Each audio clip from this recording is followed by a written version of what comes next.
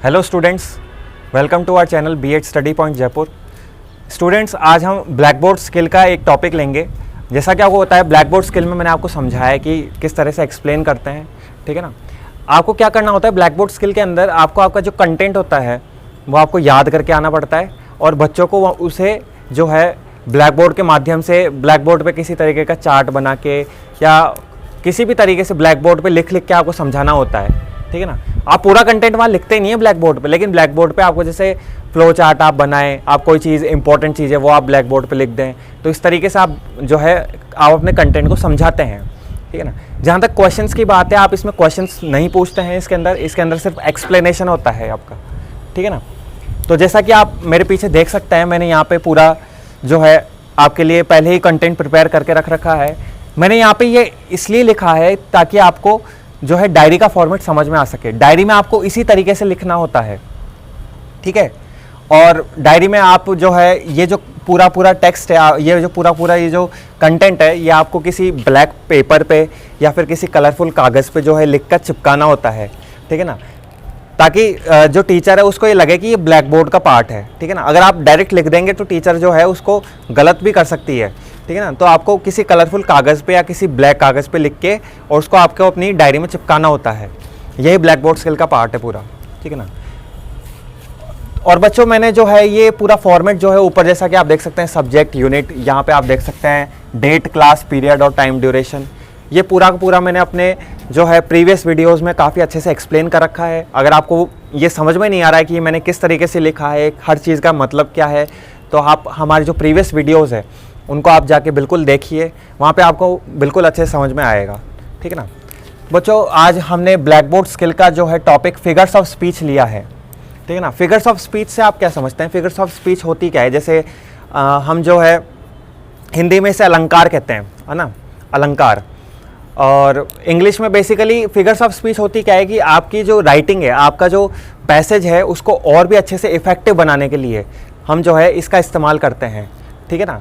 कि भाई हर चीज़, मतलब किसी चीज़ को बिल्कुल इस तरीके से दिखाना कि आप उसको इमेजिन कर सकें, इसलिए हम जो है फिगर्स ऑफ स्पीच का इस्तेमाल करते हैं हमारी राइटिंग में, हमारे पैसेजेस के अंदर, ठीक है ना। तो चलिए शुरू करते हैं फिगर्स ऑफ स्पीच। अब फिगर्स ऑफ स्पीच के हमारे 4 पार्ट्स हैं, ठीक है ना, जो कि है सिमिली, मेटाफर, अलिट्रेशन और personification. Basically figures of speech कई सारी होती है, जैसे ओनोमोटोपिया, है ना, और बहुत सारी होती है हमारी, है ना, पन होती है। लेकिन मैंने यहाँ पे बेसिक जो 4 जो सबसे ज़्यादा इस्तेमाल की जाती है वो यहाँ पे एक्सप्लेन की है, ठीक है ना। फर्स्ट है हमारी simile, use of words such as like और एज, है ना। Example, love is like red, ठीक है ना। सिमिली का मतलब क्या होता है? सिमिली बेसिकली कंपैरिजन के लिए इस्तेमाल की जाती है, ठीक है ना, कंपैरिजन। बट इसमें जो है सिमिली को पहचानना बड़ा आसान होता है, क्योंकि इसके अंदर एक कीवर्ड का इस्तेमाल किया जाता है जो कि है हमारा लाइक, है ना, लाइक या फिर एज। इस कीवर्ड के इस्तेमाल से ही हम जो है कंपैरिजन करते हैं, ठीक है ना। इसी वजह से सिमिली जो है उसको पहचानना बड़ा आसान होता है, ठीक है ना। इसका एग्जाम्पल है जैसे लव इज़ लाइक रेड, है ना। इसका मतलब क्या हुआ कि लव जो है वो रेड कलर की तरह है। बेसिकली लव का जो सिंबल होता है, लव का जो प्रतीक कलर होता है वो रेड ही होता है, हम देखते हैं, ठीक है ना। दूसरा है हमारा metaphor, to show that somebody has the same quality as another thing, है ना। Example, her words were a knife in his heart, ठीक है ना। कि भाई किन्हीं 2 चीज़ों की क्वालिटीज़ को मैच कराने के लिए जो है हम मेटाफर का इस्तेमाल करते हैं, ठीक है ना। और मेटाफर को आप ये भी कह सकते हैं कि कंपैरिजन के लिए भी इस्तेमाल किया जाता है, बट इसमें कंपैरिजन होता तो है लेकिन इसमें कोई कीवर्ड का इस्तेमाल नहीं किया जाता है, ये बात ध्यान रखना है। सिमिली और मेटाफर में यही डिफरेंस है बस, ठीक है।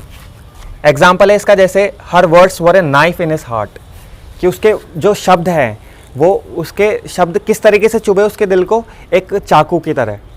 इसका मतलब ये थोड़ा है कि उसने उसके शब्द चाकू ही बन गए, उसके शब्दों को चाकू से तुलना की जा रही है यहाँ पे, यह है, ठीक है ना। तीसरा है alliteration, repetition of same letter sound, ठीक है ना।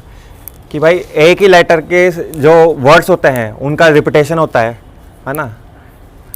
तो एक लाइन में अगर एक ही वर्ड का रिपीटेशन 3 या 4 बार हो रहा है तो वो अलिट्रेशन में आता है। जैसे एग्जाम्पल है क्विक क्वेश्चंस, तो यहाँ पे क्यू क्यू आप देख सकते हैं, क्यू से शुरू हो रहे हैं दोनों शब्द, तो इसलिए ये अलिट्रेशन का एग्जाम्पल है।